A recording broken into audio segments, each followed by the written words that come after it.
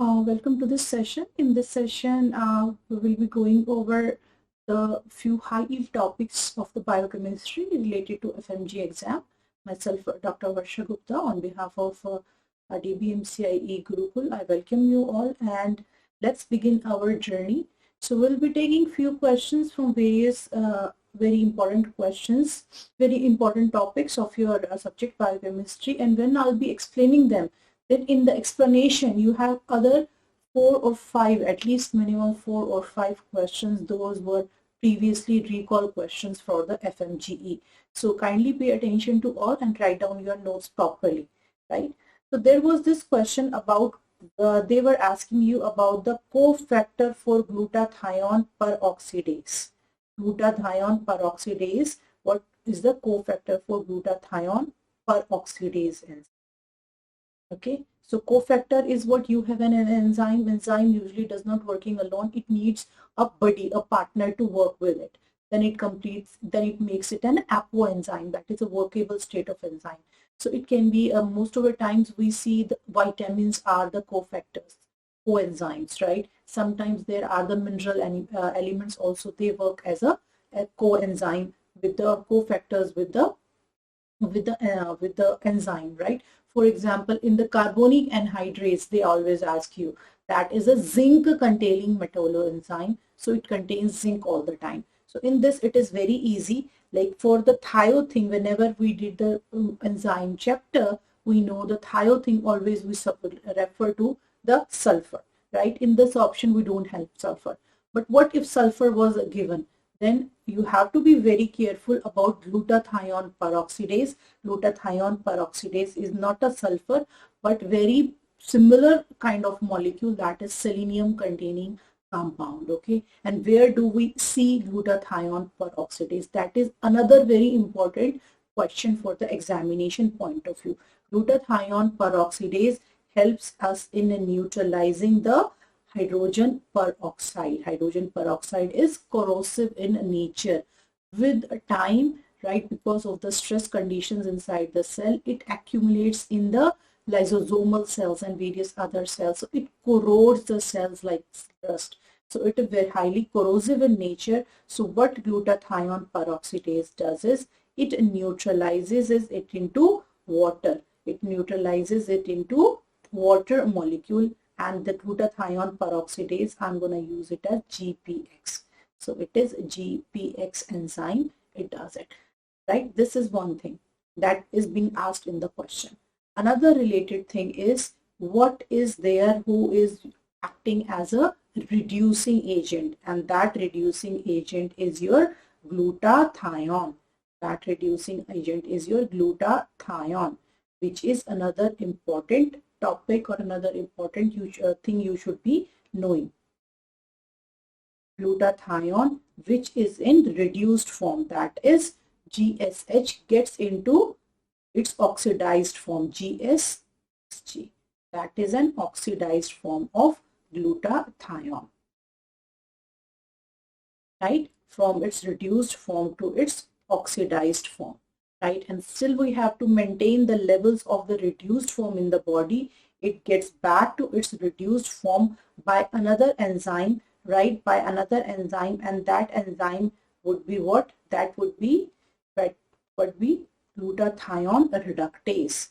Glutathione reductase enzyme,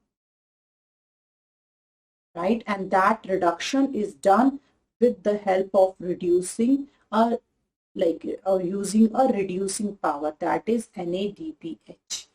NADPH helps us to get back the normal levels back of the reduced glutathione, and that we have to maintain in the cell in order to help the glutathione peroxidase to neutralize the hydrogen peroxide, right? So we know from reduced glutathione to oxidized glutathione. That is one part, right? So what is this glutathione? Glutathione, you have to note this as well. Glutathione is a tripeptide. It's a tripeptide. It's not just a simple molecule. Tripeptide means it is composed of 3 amino acid. Name itself is telling you what 3 amino acid is in there. So you don't have to remember or you have to cram or mug it up. You can just figure it out from the name itself. Gluta. So first amino acid is glutamate. Then the second word is thio. Thio usually is the word we use for the sulfur containing. And who is the sulfur containing amino acid? Cysteine and methionine. So cysteine is the one which is the part of glutathione. And the one, the last thing is the one. One is, it is, just remember it, very first amino acid, simplest amino acid, that is glycine. So this is a tripeptide composed of glutamate, cysteine, glycine. That is the composition of glutathione, which is a tripeptide. Another important thing for the examination point of view, sometimes they write it as gamma glutamyl cystenyl glycine, right? It is one and the same thing, glutathione or gamma glutamyl cystenyl glycine, right? So these are two things. Now glutathione peroxidase, now we know is what it is. A glutathione GPX is a selenium containing enzyme. Do we have other enzymes? Which are selenium containing? Yes, we do.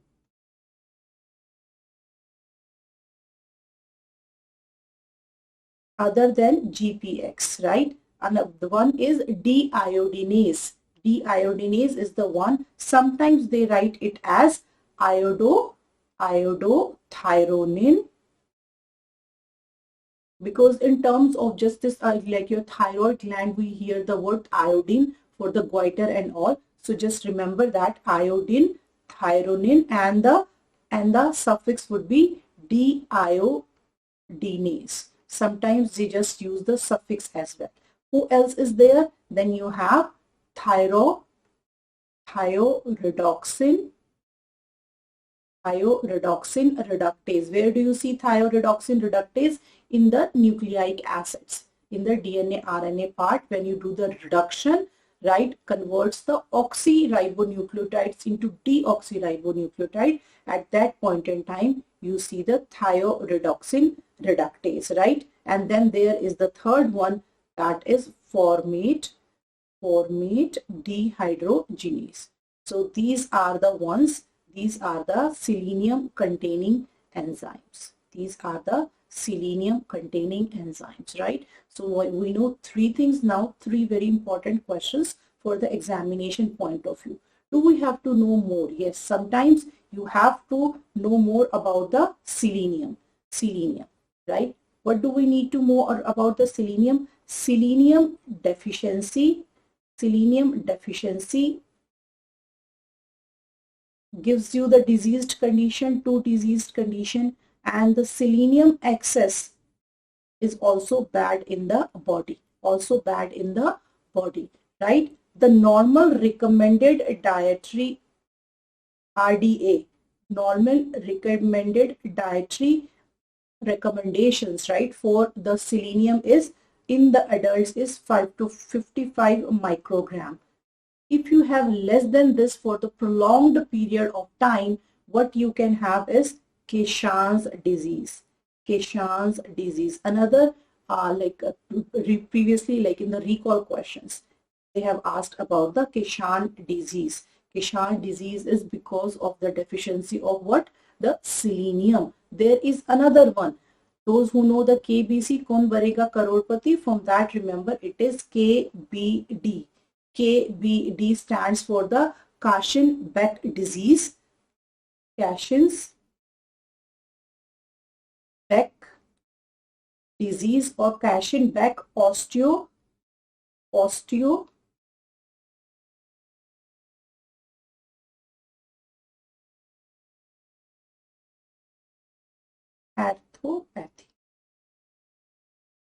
Name itself is suggesting this is related to what? This is related to the osteopathy.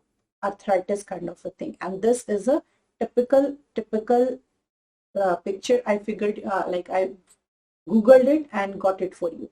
So it is very severe disease. It is rarely found, but the Kishans and the KBD or KBP, right? KBD, Kashin back disease is the one because of the selenium deficiency. If the selenium deficiency is there, how you are going to overcome the selenium deficiency? We are going to eat the food that contain selenium. It is found in the cabbage. It is found in the Brussels sprouts, right? Most of you may or may not don't know it. It is the miniature version of the cabbage. Cabbage is bigger in size. Brussels sprouts are very, very small in the size. They look like the same, but they both contain selenium, right? And then you have the broccoli, right? The green cabbage you get in the market, that is also rich in the selenium, right? Also in the cauliflower, in the kale.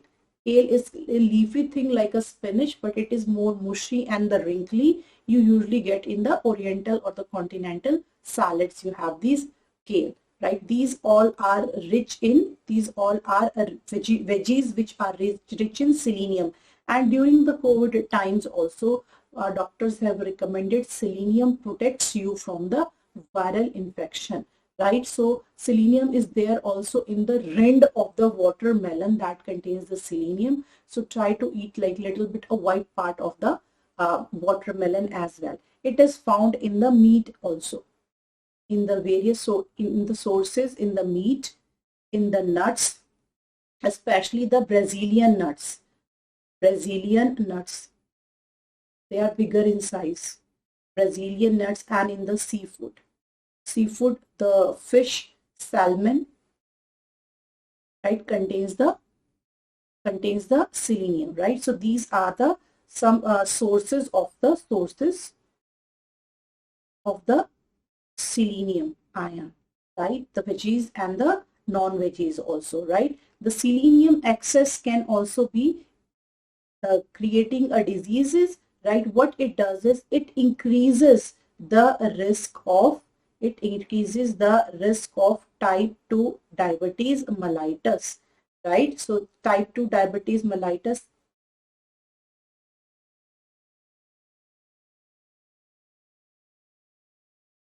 it increases the risk of type 2 diabetes mellitus. So selenium excess is also bad. So what we know so far, like glutathione peroxidase is a selenium containing enzyme. Others are iodothyronine deiodinase, pyridoxine reductase, and formate dehydrogenase. So these are the selenium containing enzymes, right? What selenium is working with? Glutathione peroxidase. It makes use of the glutathione also, which is a kind of an antioxidant or reductant factor that is present in the body, right? And that is a tripeptide glutamate cysteine glycine it is composed of, right? And that is that maintains that like glutathione reduced level should be maintained in the body in order to neutralize the reactive oxygen species in your body, right? That is high yield topic. Recommended dietary allowance of selenium is 55 microgram. If you have less of it, you get the Keshan's disease that also has been previously asked in the exam. If you have excess, that increases the risk of the type 2 diabetes mellitus. And now you know the various sources of the selenium as well, right? So selenium functions. This was another important question. The selenium functions. What is selenium is functioning? How it is functioning in the body? What is the purpose? It assists antioxidant enzyme, like the one here, right? Enzymes it works with, they all are acting as an antioxidant enzymes, right? It is needed in the production of the thyroid hormones. How you are going to remember this? Iodothyronine reductase. Iodothyronine name itself is telling the thyroid, just stick with that, okay? So it is needed in the production of the thyroid hormones, right? The thyroid hormones maintains your body temperature and also the body basal metabolic rate of the body, right? And it supports the immune function. Immune function, how it is supporting the immune function? Because it is working with the antioxidant system, right? Supports immune function. So these are the major functions of the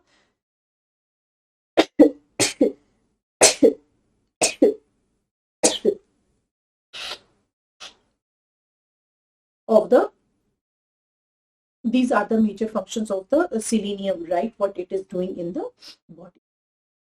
Now let's move on to the next question. It is about in the xeroderma pigmentosa, which repair mechanism is defective? Very high yield topic. Like usually I have seen two, three different questions from this repair mechanism, right? So whenever the body is doing lots of processing with the DNA. What kind of processing we are going through? The replication part. DNA is being replicated during the lifetime. Our cells, they get exposed to the UV light. You have the reactive oxygen species, maybe certain kind of chemicals in the body, ionizing radiations, right? Viral infections. We get exposed to the high temperatures. Very like these are few adverse conditions, but there are many other adverse conditions which affect your DNA, right? Which mutates your DNA, which what you do is, scientific term is, which mutates your DNA. So your body has a defense mechanism to repair it, and the repair can be done as, like, DNA is the double-stranded one. When the repair is done, whatever kind of damage was there, based upon the source of the damaging species and what kind of damage is done, the repair is done in two ways. One involves the both strand, we call it as double strand repair, and then other is single strand repair. Name itself is telling you when you have to do the changes, repair both the strands, it is double stranded. When you have to repair one strand, it is single stranded repair, right? So single stranded repair are of three types. Nucleotide excision repair, then you have mismatch repair, and then you have base excision repair, right? These are the single stranded ones. Double stranded ones are of two types: homologous and non-homologous.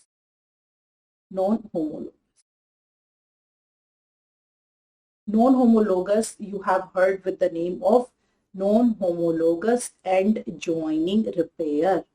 That is NH. So you have these five kind of repair mechanisms in the body which repairs your DNA based upon the kind of sources that have damage, what kind of damage has been done to the DNA. Nucleotide excision, MMR excision, and the base excision repair, right? So in this question, they are asking you about the xeroderma pigmentosa is like which repair mechanism is defective, right? The defective repair mechanism is the nucleotide excision repair. Why nucleotide excision repair? So this is the xeroderma pigmentosa thing. Whenever you have the UV radiations, right, what they do is they produce a thiamine dimer within the strand, within the one strand.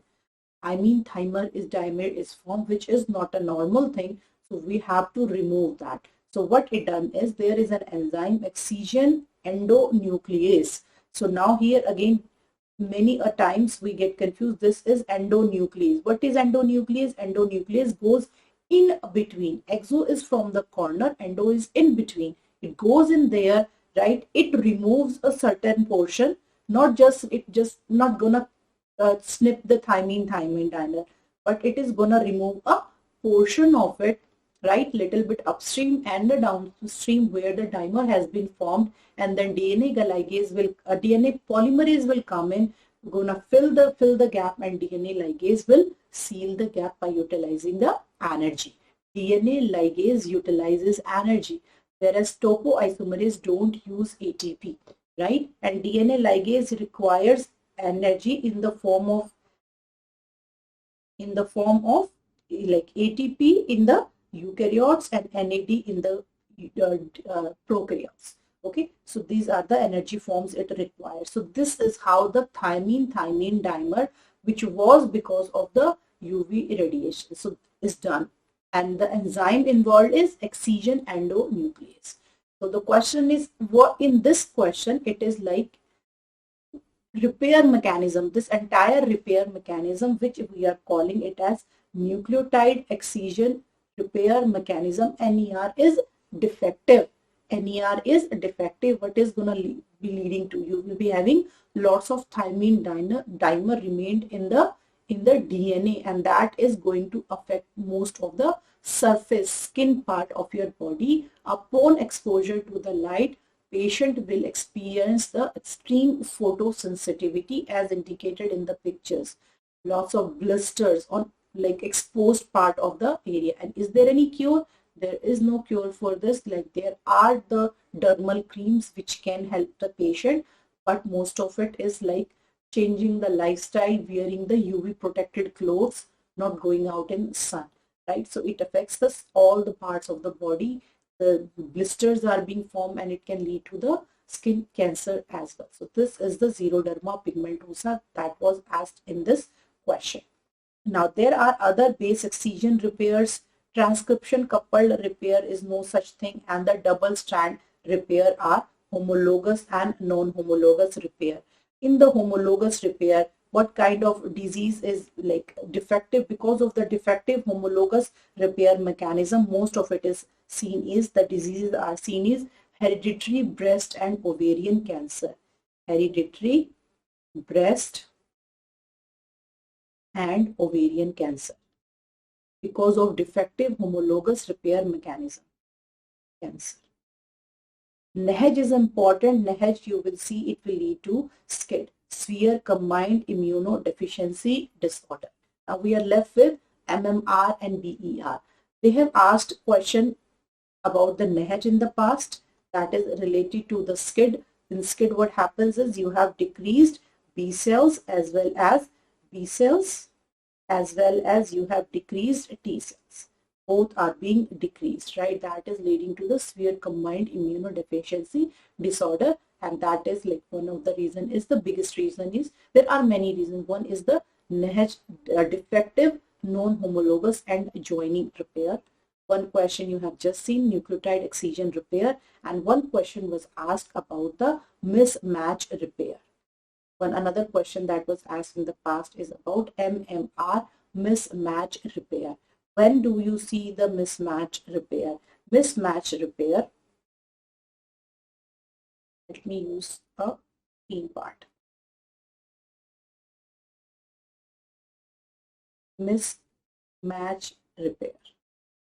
Mismatch repair usually is when after the replication of the DNA, the errors that are introduced during the DNA replication. Remember, this was a cell cycle, right? So cell cycle has two phases. One is the mitosis phase and another is the interphase. Interphase is composed of another three phases. That is G1 phase, synthesis phase, and G2 phase. G1 phase with corresponding G1 phase, you have the G0 phase also called as a dormant phase. S is the phase where the replication is happening one. So G2 is the phase where the DNA is checked for the errors, and the MMR repair mechanism occurs in the G2 phase. Rest all repair mechanisms are taking place in the G1 phase, mostly in the G1 phase or the S phase. But MMR is the only one which is happening in the G2 phase, What are the features? Like this is MMR is correcting the DNA replication errors, right? During the replication, what is the biggest thing? There is the most common thing that we encounter in the mutation is the mismatch mutation. Name is telling you mismatch repair. Mismatch is going to repair the mismatches. Purines A was supposed to base pair with the T, G was supposed to base pair with the C, and there are transitions and transversions going on, so the bases are gonna be mismatched. So what it does, it finds out the parent strand and it methylates the parent strand, because parent strand is the one which is telling you which base should be incorporated, right? So that is why, just remember, mismatch repair. And how do we recognize it? By methylation, by methylation. And what is the enzyme that is involved? That is GATC endonuclease, right? So one thing, MMR is for the replication phase, right? It removes the mismatches happening during the replication of the DNA. Second thing, enzyme is at GATC endonuclease, and if this is defective, what kind of disease it is gonna lead to?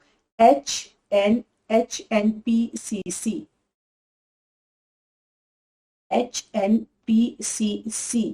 hereditary. Another important question, hereditary non-polyp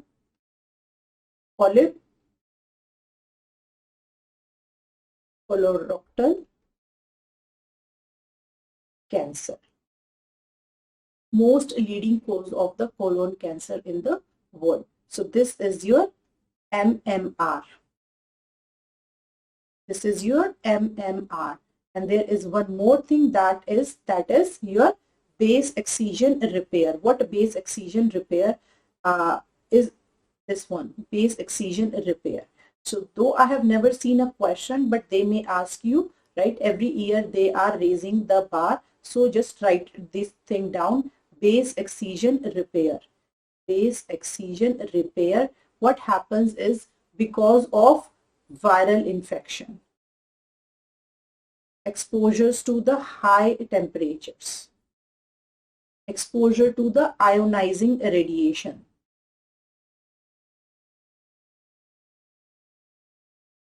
such as X-rays and all, right? What happen is there is depurination of the bases. Depurination of the bases that creates the A basic sites. That create A basic site, meaning, so instead of like the cytosine, it will be depurinated to form the uracil, right? Adenine and the guanine. Adenine will be converted to hypoxanthine. Guanine will be converted to xanthine because of the removal of like the amino group. Depurination happens, right? And these three are not commonly found in the DNA, so they need to be corrected, and that is the base excision and base excision repair is doing. And the enzyme, not really much is known, just with the one enzyme is known, that is uracil DNA glycosylase. Not too much informations are there. This is the enzyme that is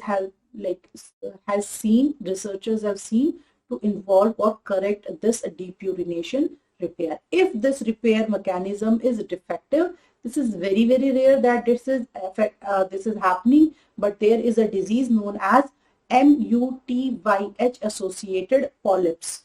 This, because of defective repair mechanism, disease is MUTYH associated polyps, because of the defective repair mechanism. What base excision repair mechanism? So these were the 5 ones. So we have discussed xeroderma pigmentosa is because of the defective nucleotide excision repair, right? And the enzyme involved is XC nuclease, which is an endonuclease, right? MMR, they have asked, MMR is basically after the replication, and that is the only repair mechanism that is working in the G2 phase out of all these 5 ones. And the deficiency of this will lead to a defective MMR will lead to the hereditary non-polyposis, colorectal cancer, right? And then you know now the BER, right? And that is correcting the deep urination site, and if the repair mechanism is defective, that is leading to the MUTYH associated polyps, which is very, very rare disorder. So MMR, nucleotide repair mechanism, these two are very important for the examination. Let's move forward. Which of the following are the substrate for gluconeogenesis except, right? So first of all, gluconeogenesis is not the exact reversal of the glycolysis. It is not a reversal of the glycolysis. There are 3 steps. There are 10 steps in the glycolysis, 3 steps out of 10. Out of 10, 3 steps are irreversible. And you use different pathway, different enzymes to make it happen. In gluconeogenesis, what we are synthesizing? We are synthesizing the glucose from the non-carb sources. From the non-carb sources. What are those 3 sources, non-carb sources? Majorly they are lactate. Majorly they are lactate, and one is glycerol, and another is glucogenic amino acid. Majorly glucogenic amino acid that is seen is alanine. Alanine is the one. So you should be knowing how to convert. We know lactate to pyruvate is easy. Enzyme involved is lactate dehydrogenase. Lactate dehydrogenase, right? Alanine to pyruvate, because this pyruvate will be going to synthesize the glucose, right? That is very important. So, but 3 resources are there. First of all, lactate, glycerol. Glycerol we see when we synthesize the lipid. So it is coming during that breakdown. And the glucogenic amino acid, majorly the alanine. So what is the option here? Which is not a substrate? Like alanine is a substrate, glycerol is a substrate, lactate is a substrate, palmitic acid is not a substrate for this. Not a substrate for this. So this is the one question that can be asked. Non-carb sources are these 3. Number 2, not reversal glycolysis. 3 steps are irreversibles. What are those? And how we convert alanine to pyruvate is the another question. That is your glucose alanine cycle, and that is another important question for the examination point of view. So let's do all the steps one by one. And another thing is, do you know when gluconeogenesis is happening? Like, what is the significance of the gluconeogenesis? Significance of the gluconeogenesis, it provides glucose during the fasting condition. It provides the glucose when you don't have the glucose because of various other condition. And for the RBCs and the brain, we know the major fuel is the glucose. So it supports the glucose level during that time also. What else is there? To clear the metabolites, that are produced by the various other pathways, such as lactate, right? Such as you have alanine, right? Such you have the glycerol from the adipose tissue. They clear up those remaining parts, and then they are used in the synthesis of the gluconeogenesis, like for synthesis of the glucose by the gluconeogenesis, right? So do you remember the gluconeogenesis pathway, right?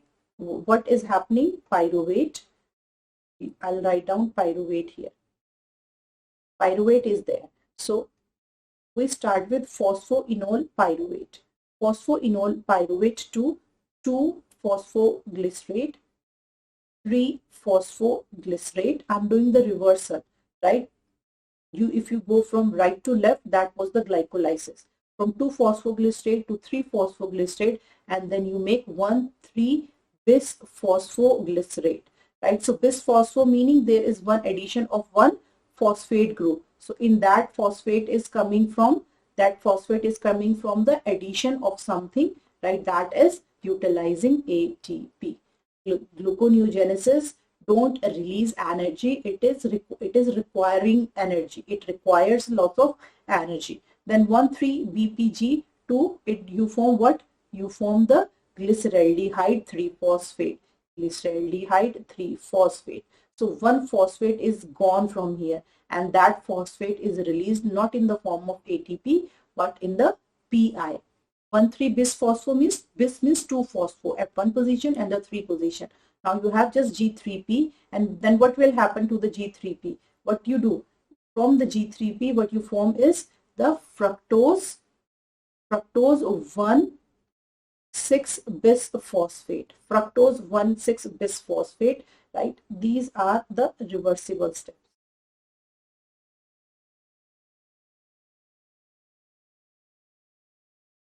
Right, fructose 1,6-bisphosphate. From fructose 1,6-bisphosphate, you form fructose 6-phosphate. From fructose 6-phosphate to glucose 6-phosphate, and finally you form the glucose, right? And this is the irreversible step. The glucose 6-phosphate to glucose is one of the irreversible step that is catalyzed by the enzyme glucose 6-phosphatase. Glucose 6-phosphatase. Very important enzyme, because deficiency of this enzyme leads to von Guerke disorder. Very high yield topic, right? And this enzyme is found in the endoplasmic reticulum. It converts glucose 6-phosphate into glucose.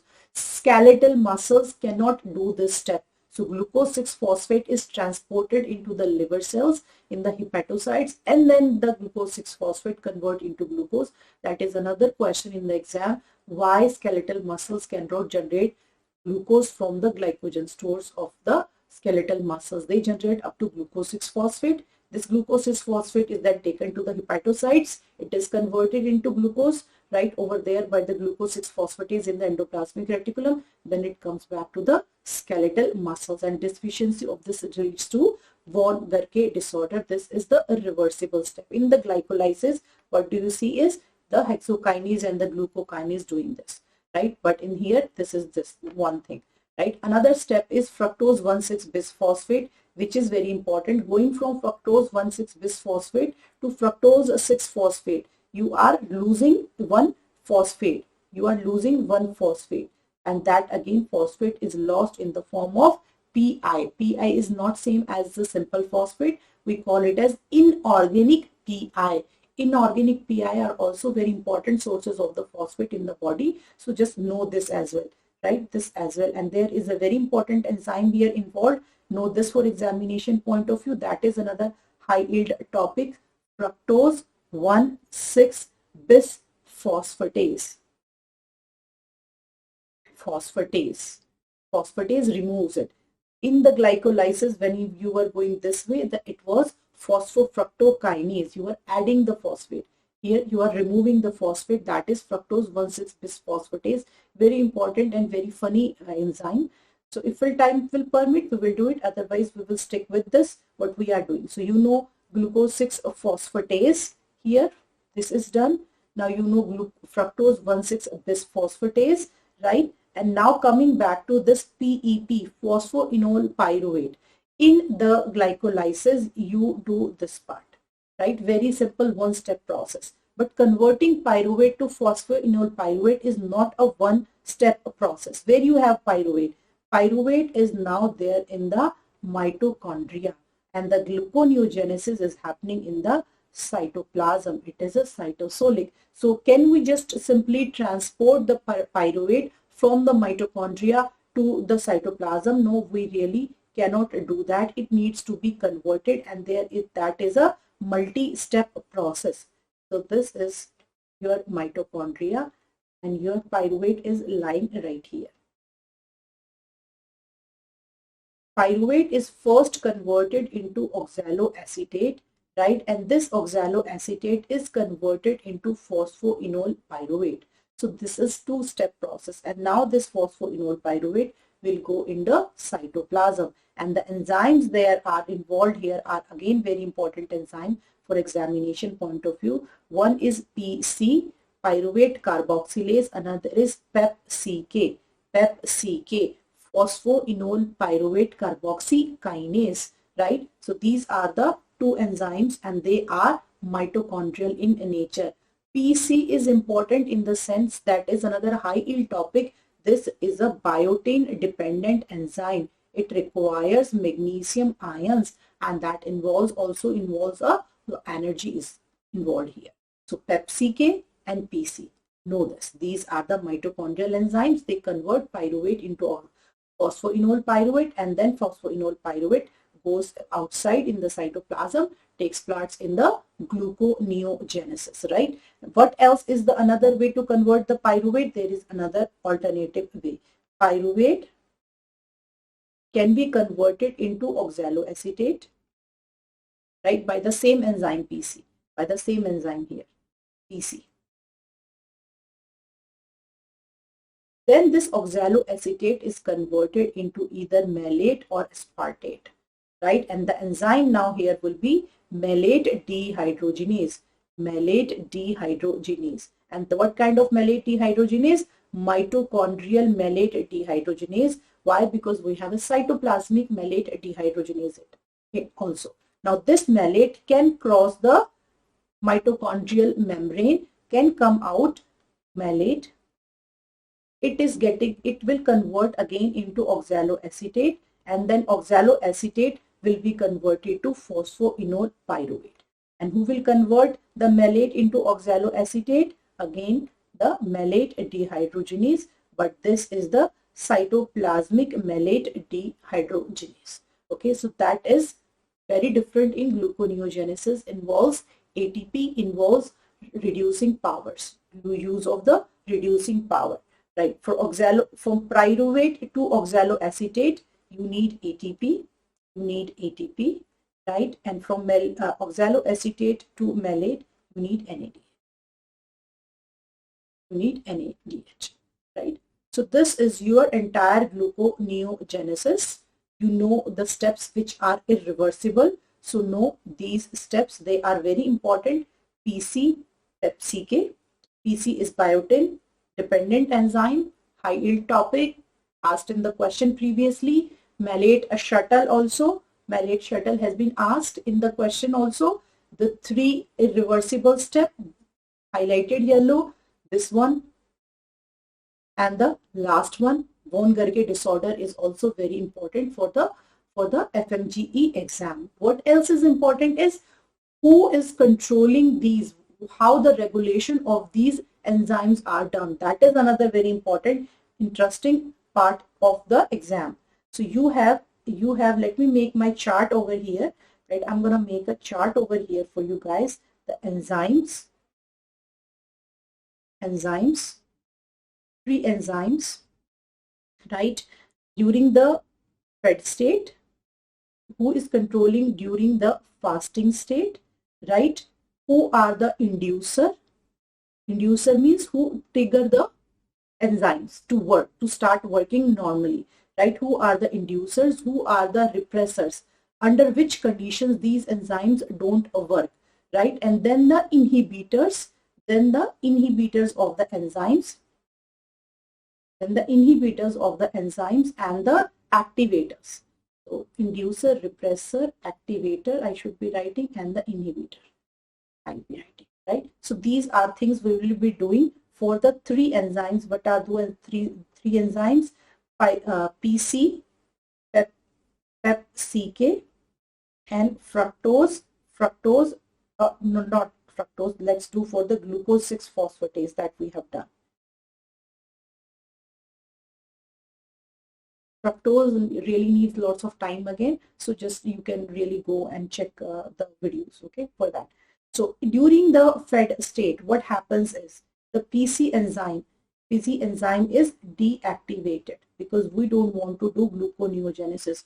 All three enzymes are not working during the fed state. During the fasting state, these all three enzymes are upregulated because we have to maintain the level of glucose in the body. So who is inducer? Inducer is in the fasting state things. Fasting states, what you are looking for? What do you found? We find the glucagon. we find the epinephrine levels and also glucocorticoids. These all are inducer for the enzymes. Who is repressing it? Repressor would be insulin. Your hormone insulin will repress all the three enzymes. Who activates the enzyme? Who activates the enzyme? For glucose 6-phosphatase, we really don't have much information, but we know the PC enzyme is activated by acetyl-CoA. If you have too much of an acetyl-CoA, right, that is indicative of the fasting conditions, prolonged fasting conditions, and the ketone bodies will be formed.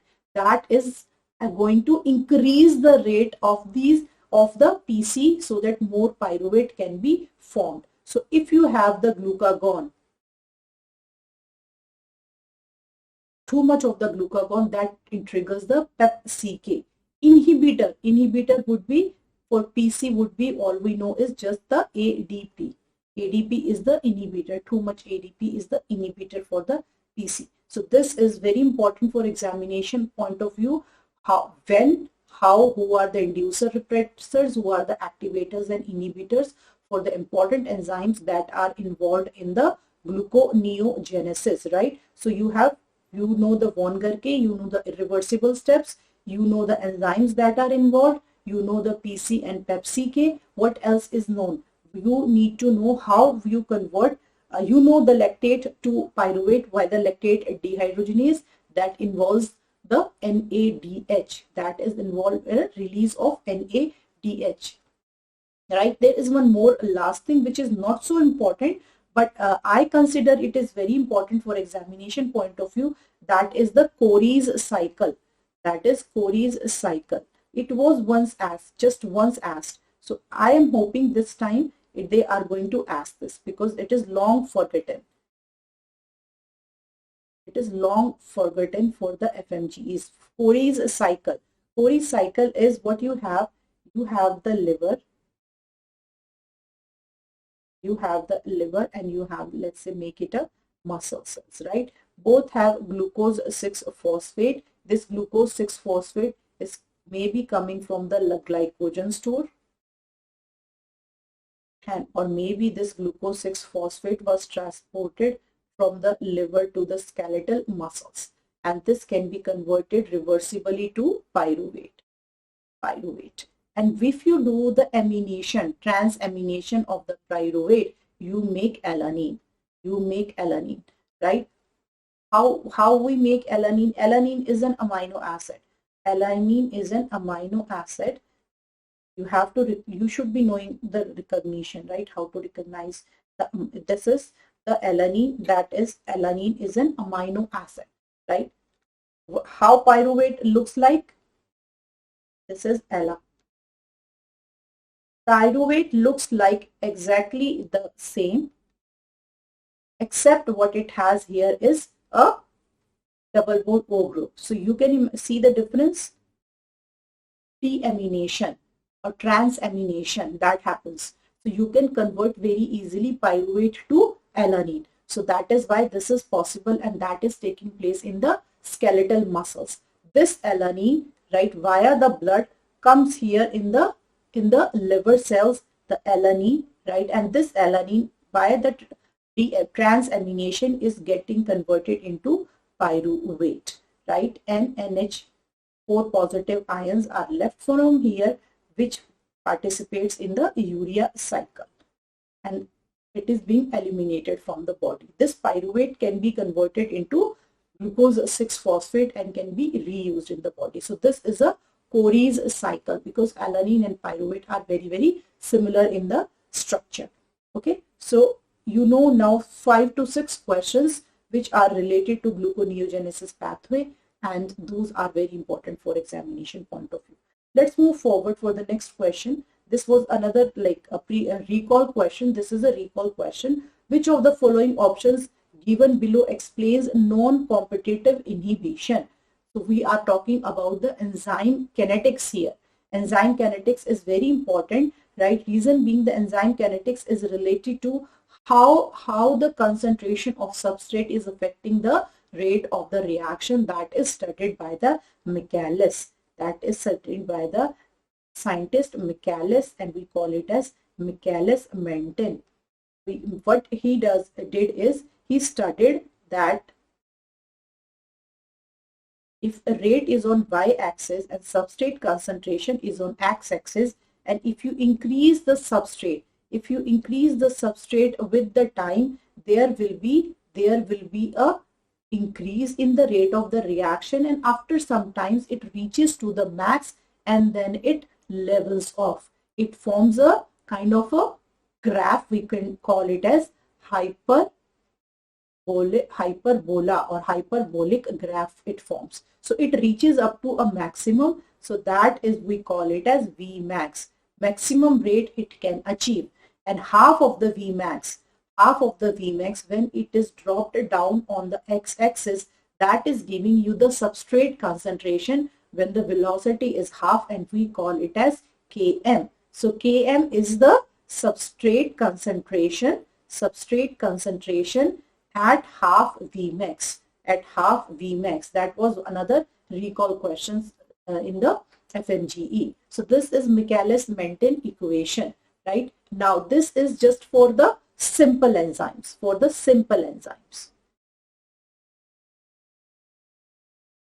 You see the hyperbolic graph.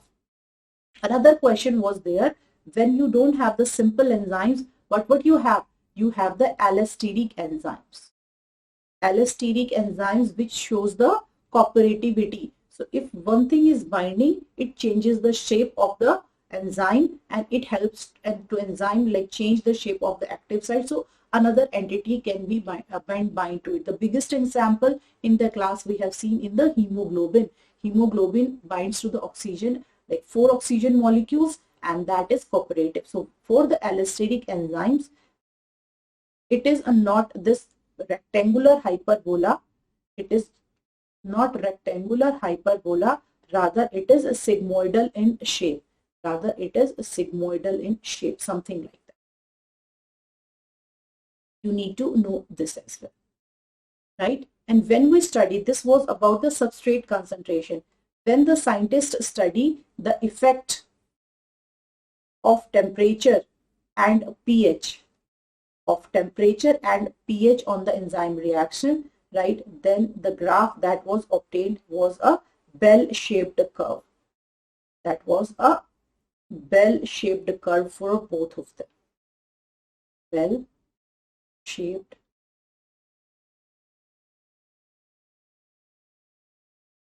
curve. pH here is from like positive pH to negative pH towards the acidic side, or you can say the low temperature to the high temperature. And this axis again is the rate. But you should be knowing the three graphs: rectangular hyperbola when it is sigmoidal, and when it is bell-shaped curve. Now, from the hyperbola, coming to the basics, getting the numbers Vmax is very difficult, because it is a kind of, this slope here is kind of a curvy thing that is not giving you the exact numbers. So in the maths, we always do some kind of things, and what we did is then we convert it into a linear graph. And that is known as Lineweaver work plot.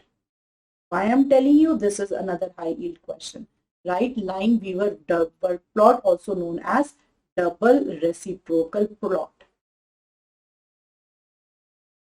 We all know that names are very important. Even a pathway has multiple names, so know the names very well, right? Lineweaver work plot was very simple.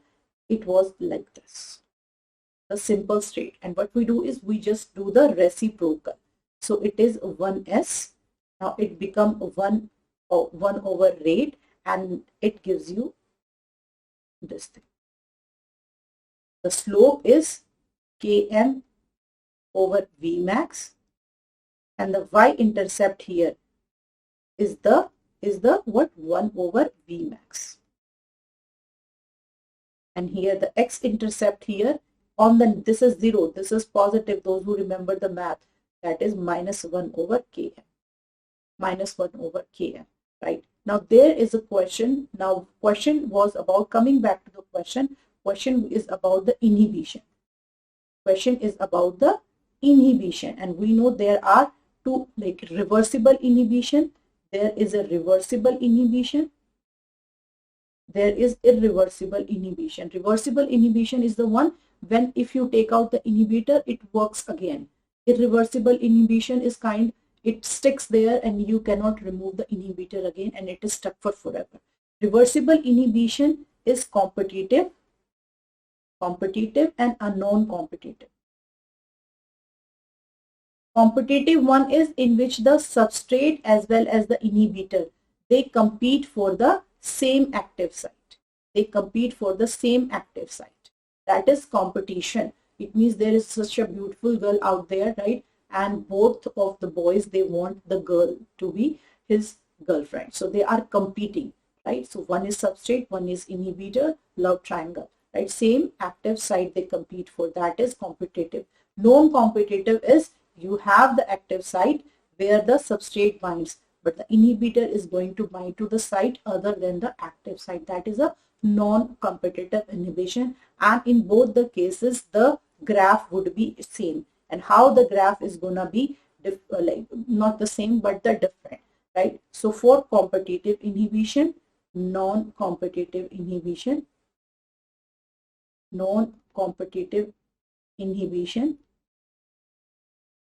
Km Vmax, how it is being affected.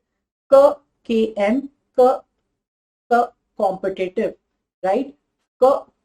Competitive, how you are going to, what is being changed for the competitive inhibition, right? Km is going to be increased and Vmax remains the same.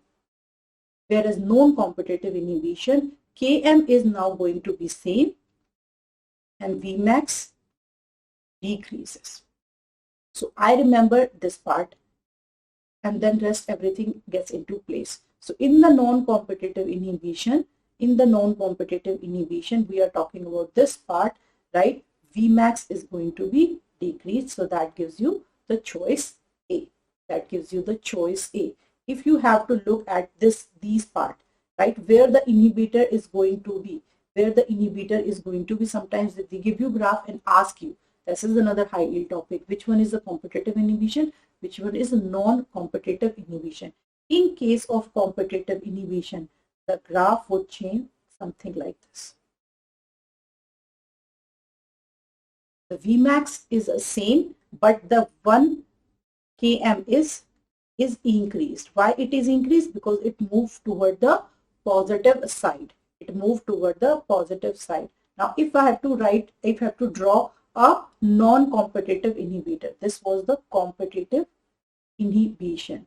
If I have to draw the non-competitive inhibitor, right, I'm going to take the purple one. So it would be something like this.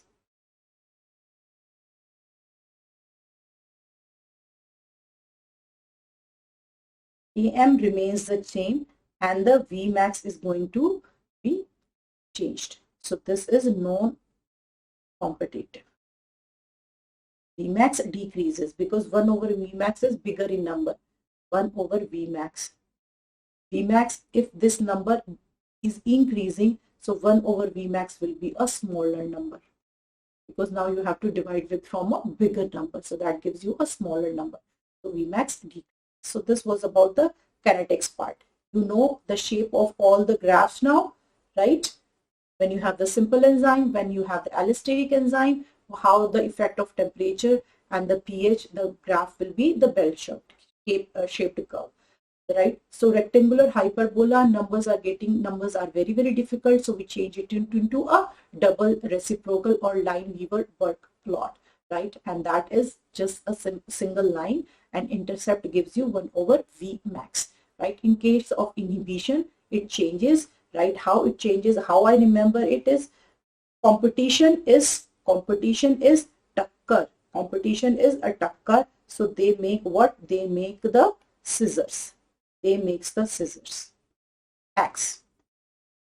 You will see something like that, right? In the non-competitive inhibition, they will make a V, right? right, in a non-competitive inhibition. In the uncompetitor, you see a parallel lines. So if you remember this, then it will make your life easier as well, just to figure things out. Okay. It is right here as well. Okay. So you can just pause the video and take a look at it. Now, next question is, to a 35-year-old man was becoming very sensitive to sunlight, often detected persistent rashes, blisters throughout the areas of his body that were exposed to the sun. He has also observed like drinking excessive alcohol, sensitive to light, right? And the urine is red-brown tint. So what is the problem? Here we are looking for the porphyrias. Most common porphyria is Porphyria cutanea tarda, right? And this is the how we synthesize the heme. This is how we synthesize the heme from glycine to succinyl coenzyme A. First enzyme is ELA synthase that requires vitamin B6, and deficiency of this enzyme causes anemia, right? And it is inhibited by the heme. That is the end product, right? So this does not cause the porphyria, know that. This is anemia. Now the second step is carried by the ELA dehydratase enzyme. The second step and the eighth step, they both are inhibited by lead. I'm telling you the important points, and these are important for questions that might come in the exam. They are inhibited, both are inhibited by the lead, right? When ELA dehydratase is inhibited by the lead, you will see increased in delta amino levulinic acid and also increase in protoporphyrins. They will give you this, right? They will give you this. So remember, for the lead inhibition, there will be increased delta ELA and there will be increased levels of the protoporphyrins.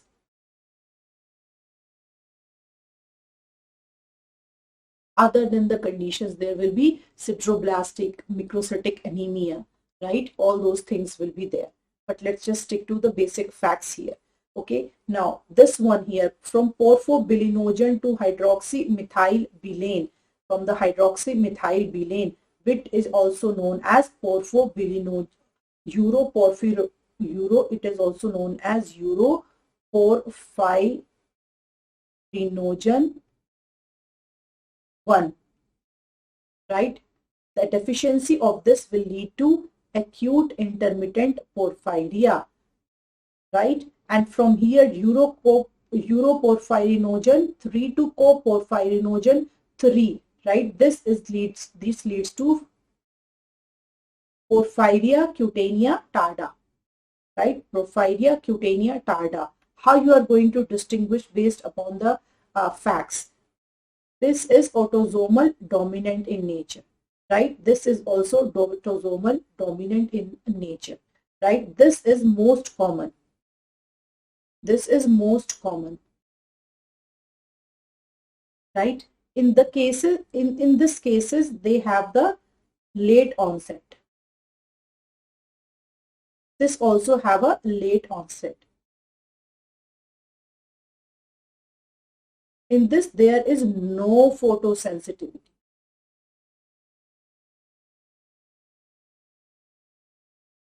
Patient will experience abdominal pain. In this case, there will be photosensitivity.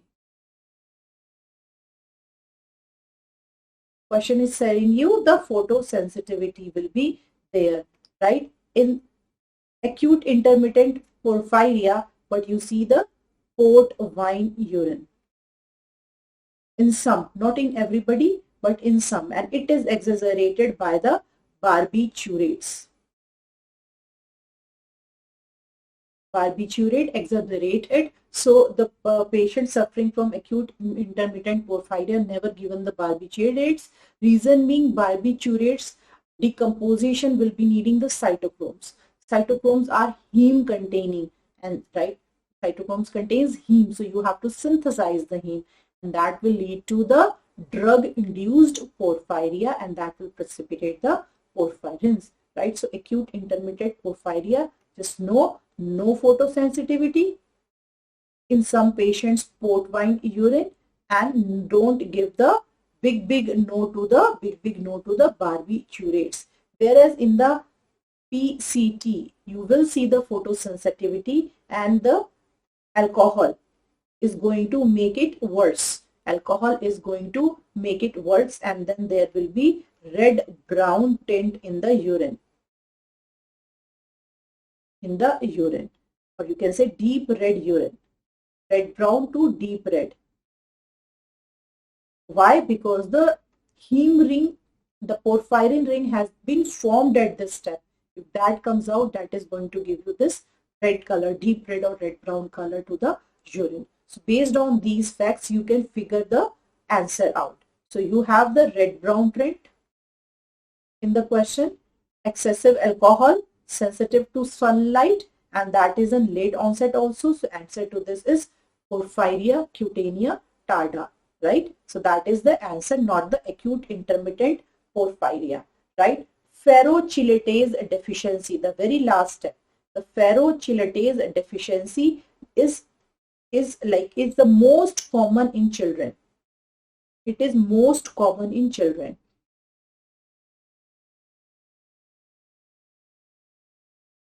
And it is non-blistering. It is non-blistering. It is known as protoporphyria. Deficiency of ferrochelatase is protoporphyria. But majorly they ask you the AIP and the PCT. Now you know how to figure out the difference in the exam. Let's move forward. A woman 7 months pregnant with her child develops anemia. Lab evaluation indicates a increased MCV, hypersegmented neutrophils, altered morphology. Most likely underlying cause of is the folate iron deficiency, lead poisoning. Iron deficiency and lead poisoning cannot be the case, because this will lead to the microcytic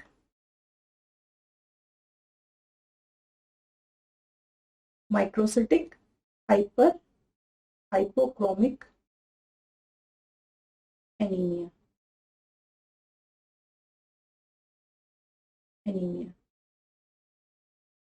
In the lead poisoning, what you will see? The headache, abdominal pain,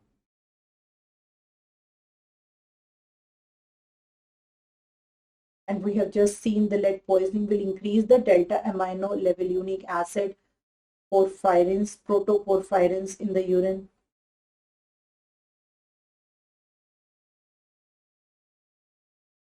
Right? And there will be the lead lines in the gums also.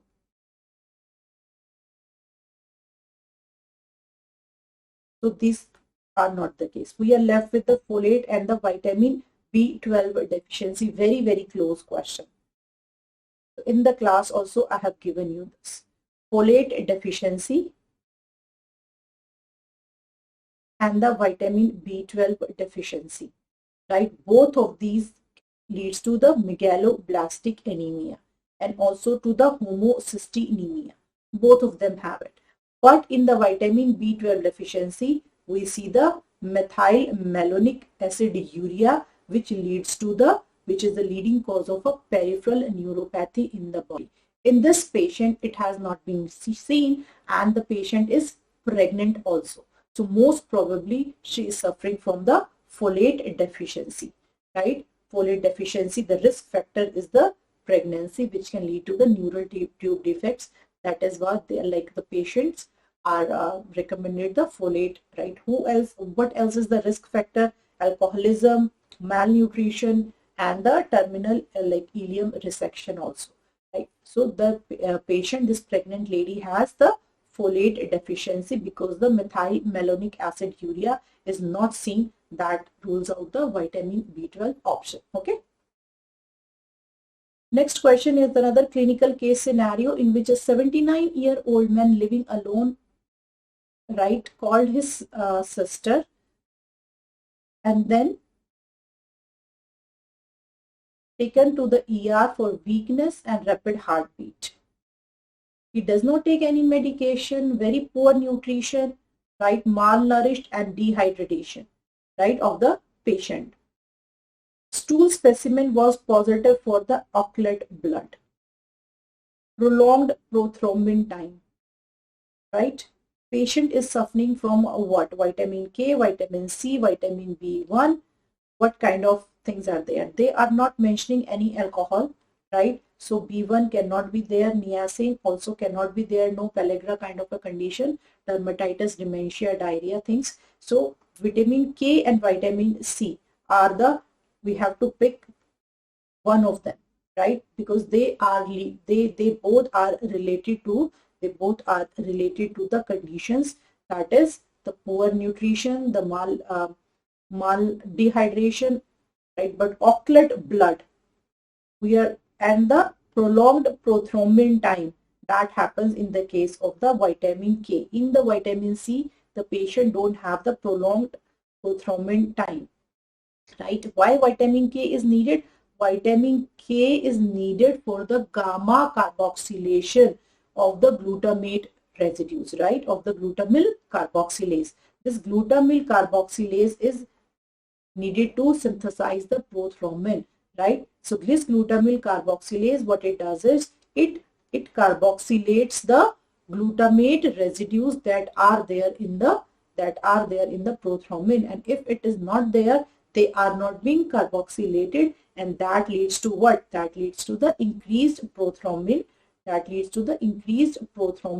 Time. So that is vitamin K, not the vitamin C. In vitamin C deficiency, PT remains same. Bleeding is there, PT is same. In vitamin K, you have increased prothrombin time, right? And that's about it. So always remember, you have to push yourself because no one else is gonna do it. So push yourself, read this. And there was, like previously, one more video of FMG in which I have taken many questions. Those were the recall questions. So check that one out also for the rapid revision. And this one, I have told you, there are, like, I have covered almost 20 to 30 topics, and there are must questions from this video. So I wish you a very good luck. Just go for it.